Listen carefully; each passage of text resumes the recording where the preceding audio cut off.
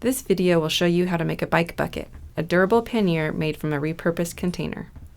To complete this project, you'll need the following things: a driver with drill bits and a screwdriver, a cutting tool such as an x-acto knife, box cutter, Dremel, or another preferred tool, a tape measure, which you may not need, a marker, an 8-inch length of bungee cord, and, if you have a certain type of bike rack, an S-hook, 2 mending braces about 3 inches long, 2 rope hooks, 6 machine screws, 6 lock nuts, 4 washers, and a bucket.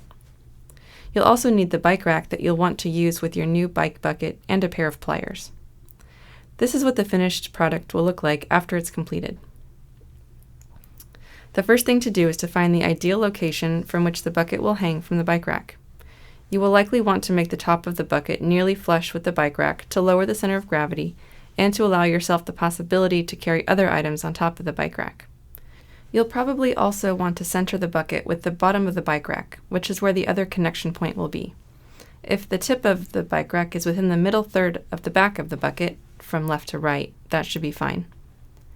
Once you've located a good placement for the bucket, find 2 places that look most ideal for placing 2 hooks. Once you've found those places, make marks on the bucket rim. Use the cutting tool of your choice to cut notches in the rim of the bucket. The notches should be about the width of a finger and should go all the way to the wall of the bucket. Be careful and take your time with this step. Make sure to cut away from your body, not toward it. Now we're going to mark where the hooks will be attached to the bucket. Line up the bucket with the bike rack again. Now, in one of the notches you just cut, hold up a rope hook and find where you'll want to place the hook. When the bucket and hook are both lined up with the bike rack, use the marker to mark where the holes in the rope hook are. Do the same thing at the other notch. Try to make sure both hooks are aligned so that the bucket will be level with the ground, not crooked. Next, use the drill to drill holes in the marks you just made. It's okay if the hole is a little bigger than the diameter of the screw, but not too much bigger. You should be drilling 4 holes, 2 for each rope hook. There will likely be plastic scraps in or around the hole. You can pull them off or ignore them. Now it's time to attach the hooks. You may want to include 1 or 2 washers at this point. If so, put them between the bucket and the back of the hook. This part is optional.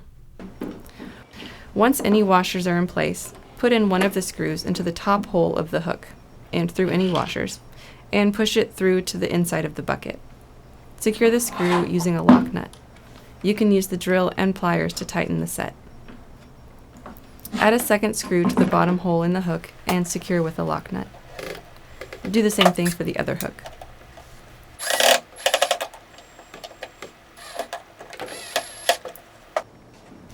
Now hang the bucket from the bike rack from the same place where you had aligned it previously. Now you'll want to look for the bottommost point of your bike rack. It might have 1 or more short branches at the bottom, or it might be more like a closed loop. If it's more like a closed loop, you'll want to put an S-hook in the loop of the bungee cord that I'm about to explain. After you find the part of the bike rack that is farthest down, make a mark on the bucket. Again, it should be somewhere in the middle third of the bucket from side to side. Remove the bucket from the rack. Now take a mending brace and place it flat on the bucket, about 2 or 3 inches above the mark you just made. If you are using an S-hook, make it 3 to 4 inches above. Using a marker, mark all 4 holes. Use a drill to make holes in those 4 places. Using a slightly larger drill bit in the middle of 2 holes can be helpful for the next step. Put one end of the bungee cord through one of the 2 middle holes. You might need to use pliers to pull it through.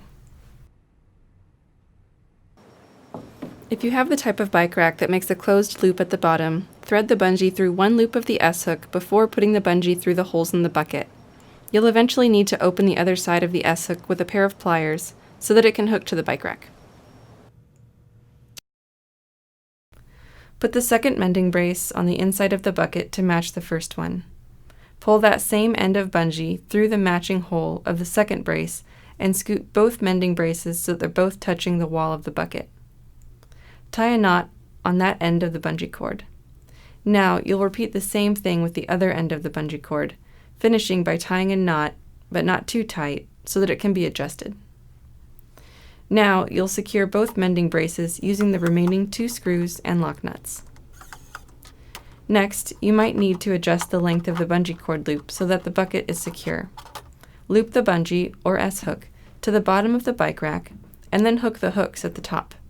Give the bucket some strong shakes from the top, bottom, and sides. Does it feel snug? Do you think it would fall off if you rode over a big bump? If it feels loose at all, adjust the length of the bungee loop.